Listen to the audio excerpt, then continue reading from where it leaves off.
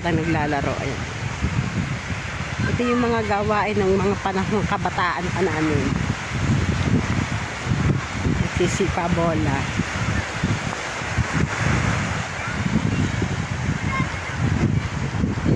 Sina Quincy.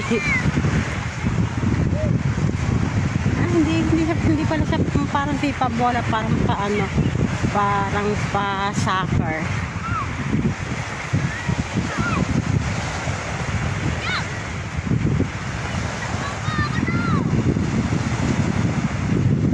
Shout out si Baby L. Ay!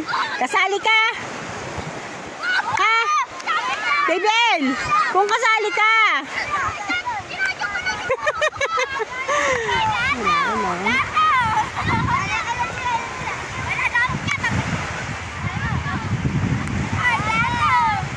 Kaya tumitibay ang mga tuhod sa kagaganyan sa kasisipa. Pero wala pa ako nakikita nagloloksong tinik mga kamarikit. Yun ang hindi pa nabahin, yun ang hindi pa nila nilalaro. Mga loksong tinik, loksong baka, mga hulahog, wala pa. Pinagtitrik pa nila paghapon. Soccer.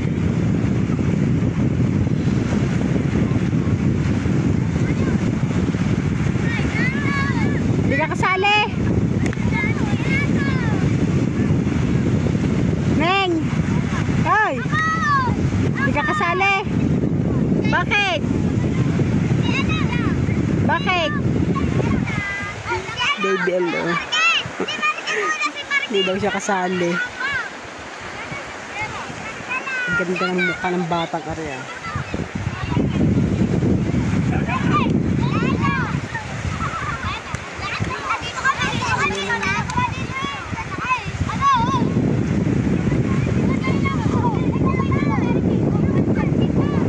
Halos may magpipinsan na. Ilan lang pala dito ang batang hindi magpinsan. Halos kami karamihan din ay magkakamag-anak mga kamarikit.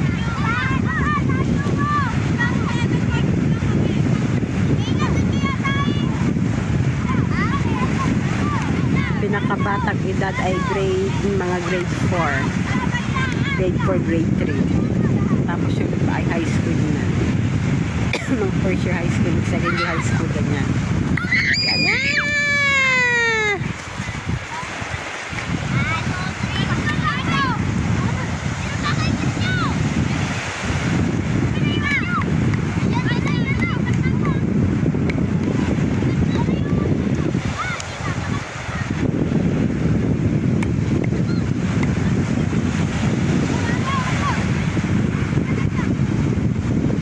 Pampatibay ng tuhod, pampadami ng kain.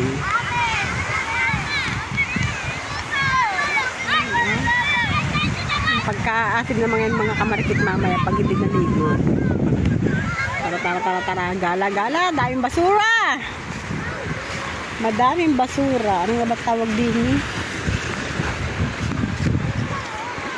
Talagang magtatag-ulan na. Ito may mga bunga to mga kamarikit. Hindi naman siya yung pagbubas at magtatag-ulan. Ito, kalimitan kasama lagi ito pag tag-ulan yung ganitong mga basura. Galing sa tabing dagat. Ang dami ng basura. Galing ilog. Basura pa more. Kung sinabudyo mga kamarikit nag-iisda-isdaan. Mga kasama po ng mga may mga trabaho dito sa may court. Gaguin po siyang bali yung court po namin dito yung basketball court ay nilalagyan ng pinaka yung as in talagang totaling basketball court na may bubong na, hindi na siya katulad dati kahit ulan walang bubong. Ginagawa po nila para makalibre yung mga trabahador sa pang-ulam. Isda-isdaan. May bit-bit na silang pang-ulam. Pag naiprito, nasabawan, ayos na. Masipag ka lang magpalakad-lakad, makakaulam ka.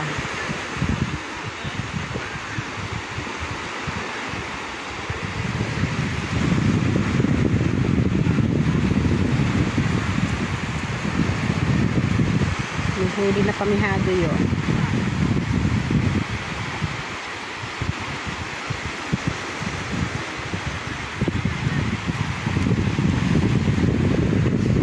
Amihado may huli siya mga kamarit-it yan. Kasama si Budyo. Bukas siya i-entra na rin yan. Uy, na isda. Tulusok tayo sa tubig. Titingnan natin kung ano ang huli. Uy, ninihahagis. Anong isda yun? Pulang mata. Yung kung sa kanya parang talaki. Hindi naman sa talakitok paglaki. Uy, iniitsa. Ayun o, dami na silang huli. Yan lang dyan si Kapakpak. Yan! Pailang balik yun na. Simula sa may kahoy, dun sa nakalubog.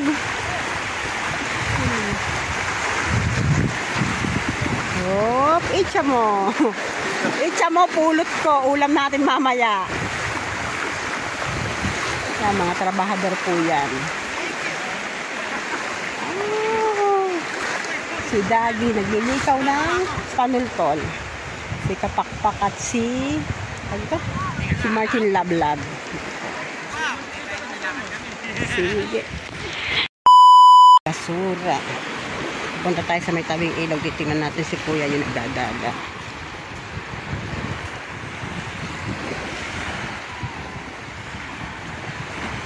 Ang punong nakabao na style usa.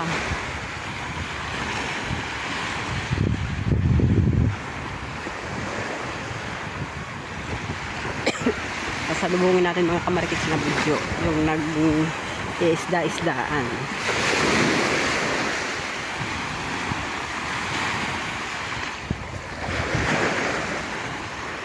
Puno na style. Talagang hindi pa rin siya natatanggal sa bumaon na ng bumaon. Ang sarap talaga isang islang yun.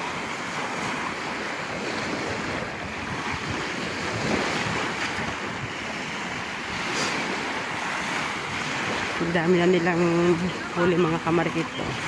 Tangkas-tangkas na. Tangkas-tangkas na. Hello, hello. Yun, may mga huli na uli. Titignan natin kung si Kuya ay madami ng huli. Nabuelo na si Kuya.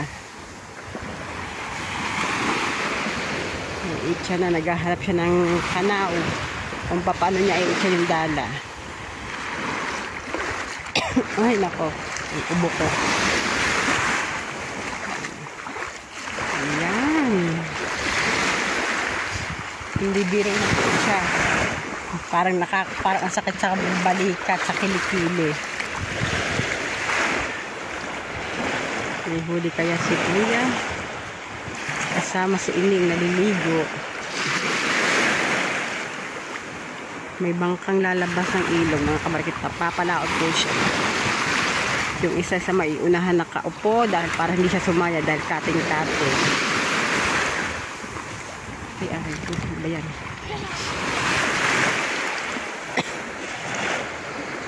Wala, basura ang nadala ni Kuya.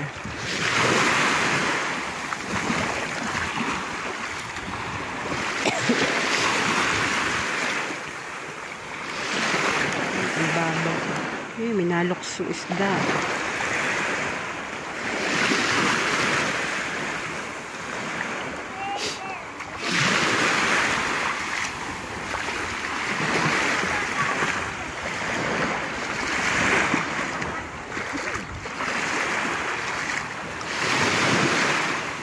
Sa tapat na ito halos na malapit na tayo mga kamarikit sa ilog.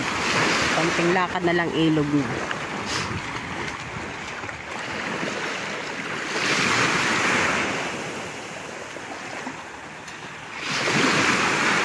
Talagang tiyaga-tiyaga lang para sadyang makalibre na ang pang-ulan.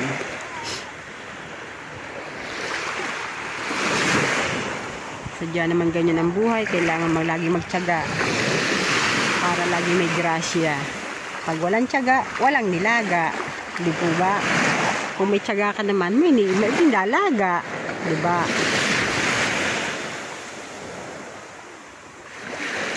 Tsaka kailangan din po sa ganyan mga kamarikit, sa ganyan mga nagdadala, di po ba?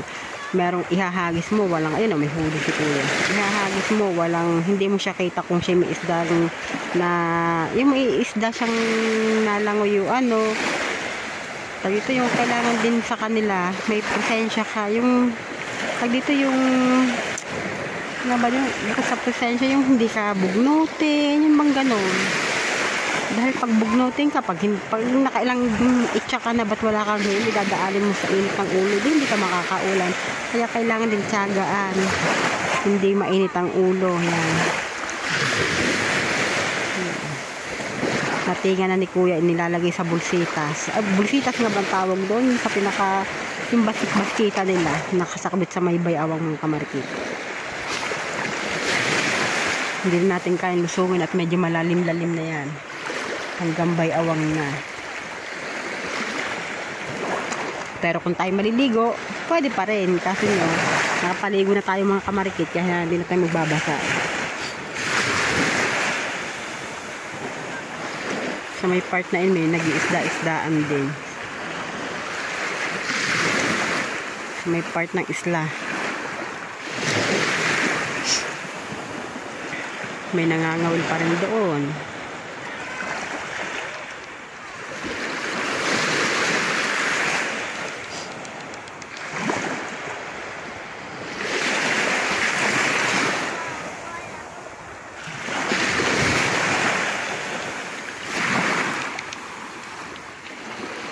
At tayo babalik na. Kailangan sila bantayan natin ang bantayan.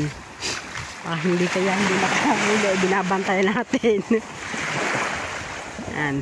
Ito naman pong dalawang ito ay pabaliwas na yung parad ang kanilang gamit mga kamarikit. Yung isa ay pahila. Yun yung may mga ano. Yung isa naman ay padala. Ngayon naman sila ay ganyan. Parad. Ikaw naman dyan, ganyan lang. Ikot ng ikot. Itcha ng itcha.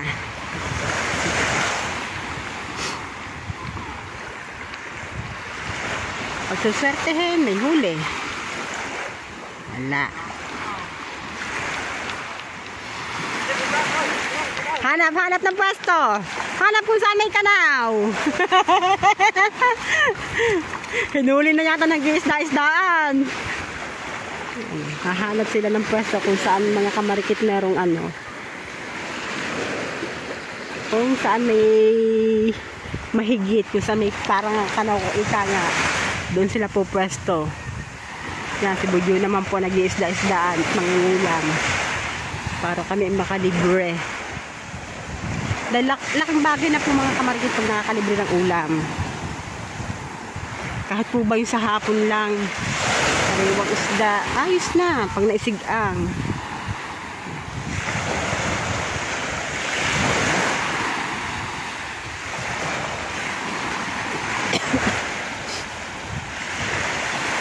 Para kanino naman yan?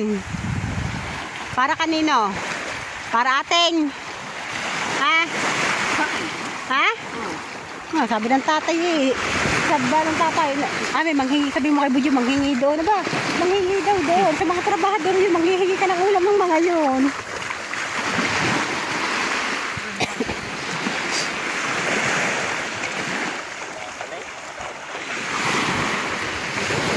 Mamaya natin sila babalkan. At yun naman doon sa side din mga kamarikit yun. Ang kanila namang pinapalakaya, yung nasa suyang yan ay namimintol. Pag namimintol, kanila ay alimasag. Yun ang kanila namang hinuhuli mga kamarikit yan. Talagang kasabihan, pag bumaba ka ng tabing dagat, marami kang makikita pwede mong gawin. Pwede masipag. Pero pag hindi ka tamad-tamad, wala kang makikita. Hindi ka makakapulot ng grasya, di po ba? Ayan na, sipok na. Talaga naman. Yan. Kasama na si Talia, anak ni Jomon, mga kamarikit ko. Talagang hindi talaga pumagang hindi makakapaligo iyo. Yes, ulitin at bukas may pasok ka naman. Gano'n kalayo yan, pagkakababaw pa. Kaya hindi nakakatakot na magsama ka ng bata sa malayo-layo eh. Yan, dyan natututo yung mga bata, mga kamarikit na maglangoy sa ganito kababaw.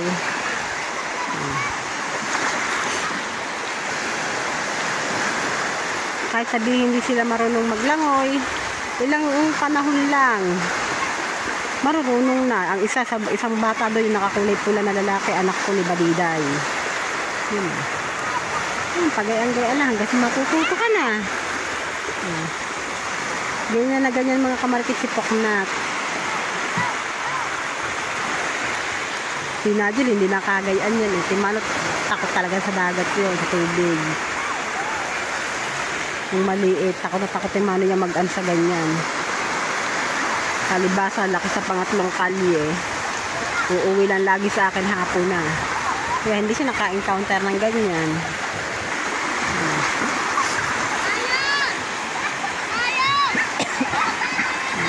Yan, yan.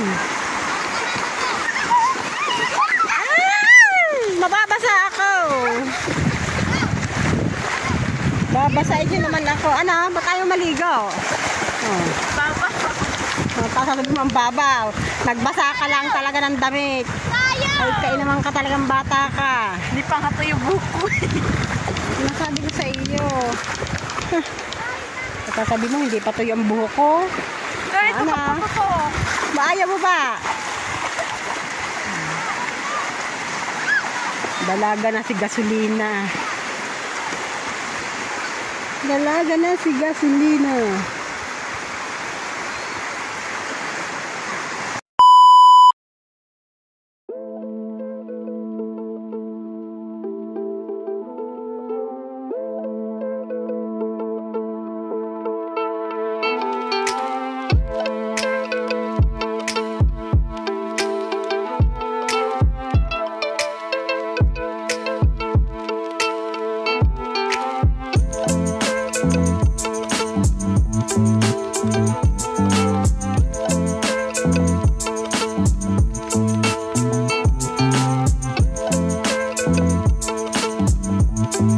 Thank you.